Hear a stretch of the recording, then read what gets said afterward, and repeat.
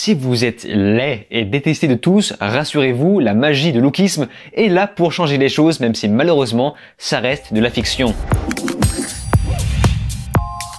Salut à tous, c'est Vince sur Plottime et on se retrouve aujourd'hui pour parler de lookisme. Alors qu'est-ce que c'est lookisme? Il s'agit en fait d'une série d'animation nippo-coréenne créée par le studio Mir, alias Dota, Dragon's Blood, The Witcher, Le Cauchemar du Loup, dont je vous ai déjà parlé en vidéo. Évidemment, je vous mets les liens en description. Cet animé est donc adapté d'un webtoon publié sur Naver Webtoon en 2014. Et à la base, je n'étais pas spécialement tenté, j'ai juste fait une vidéo dessus car de ce que j'ai vu, il y avait un espèce d'engouement autour de l'apparition des premières bandes annonces, et c'est là que j'ai découvert qu'apparemment ce webtoon que je n'ai pas vu est très bien. Il est même apparemment très bien, avec pas moins de 8 milliards de lectures, ça fait beaucoup. Donc j'avais bien préparé le terrain, j'avais même commencé à tourner une vidéo pour raconter le contexte, et ça devait sortir le 4 novembre sur Netflix, jusqu'à ce que ce soit reporté pour faire un deuil national en Corée du Sud. Et ce, suite au mouvement de foule qui a entraîné la mort de plus de 150 jeunes. Bref, un sujet un petit peu tragique que je n'ai pas forcément envie d'aborder dans ma vidéo. Quoi qu'il en soit, cette nouvelle série animée maintenant existe. Je suis très curieux et je pense que je vais passer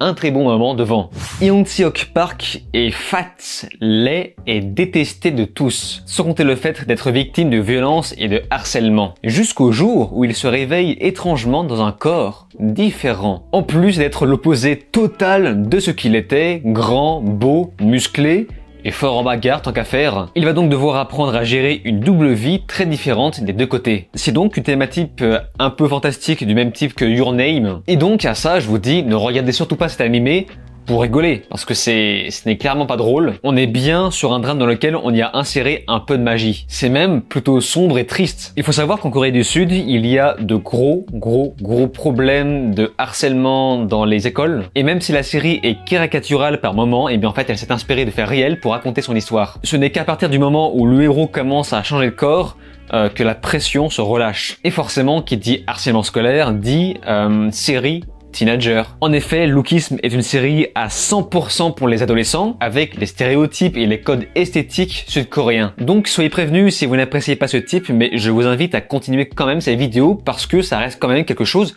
que je recommande. En plus de la violence dans les écoles, la série va également parler de pauvreté. Vous savez, les familles pauvres qui ont du mal à payer les études pour leurs enfants, à les faire habiller à côté de ça. La série va donc jouer sur l'absurdité du physique pour montrer à quel point on peut changer de vie. D'ailleurs, j'ai une référence complètement pétée sur ce sujet. C'est une thématique qu'on voit déjà dans le vieux film Professeur Folding. Sauf qu'ici, heureusement, c'est beaucoup plus qualitatif puisqu'on va appuyer sur l'évolution du comportement d'une personne. Qu'est-ce qui peut se passer quand on prend un personnage avec un cœur d'or dans un corps d'or? L'autre référence que j'ai eu en tête aussi, c'est le Spider-Man de Sam Raimi, vous savez, le premier film. Certaines scènes d'action vont d'ailleurs directement nous renvoyer sur ce dernier.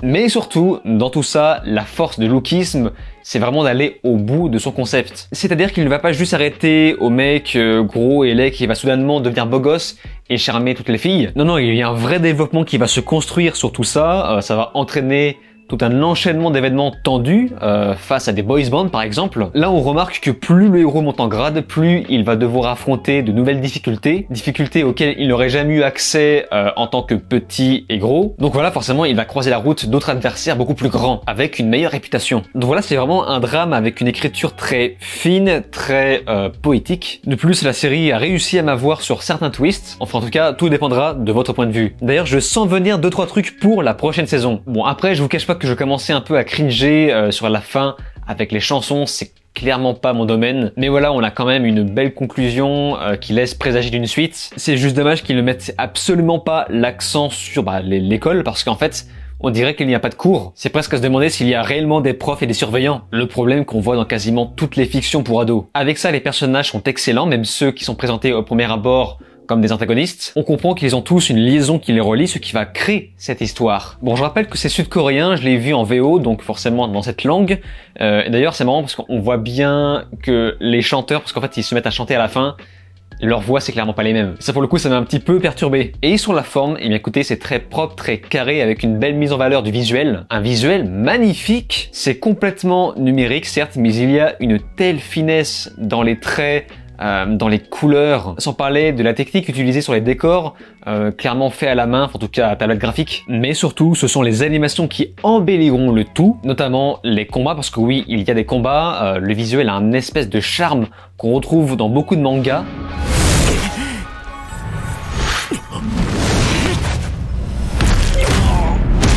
En effet, ça a beau être adapté d'un webtoon, Lookism a pourtant tous les stéréotypes du manga japonais, avec le même style et mêmes gimmicks, comme par exemple les énormes seins, ça c'est la base, ou même les personnages qui s'enflamment lorsqu'ils sont frustrés, ou même les petits mimiques du style « Oh, et je le fais bien, non ?»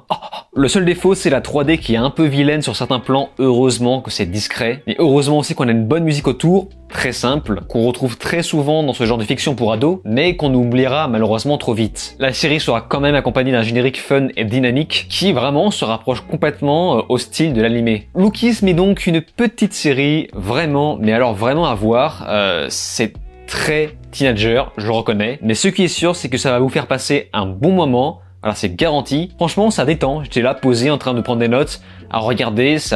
Il y a un petit côté un peu frais, même si ça reste sur un ton dramatique. Je pensais que j'allais regarder une série un peu beauf, vous savez, à la japonaise.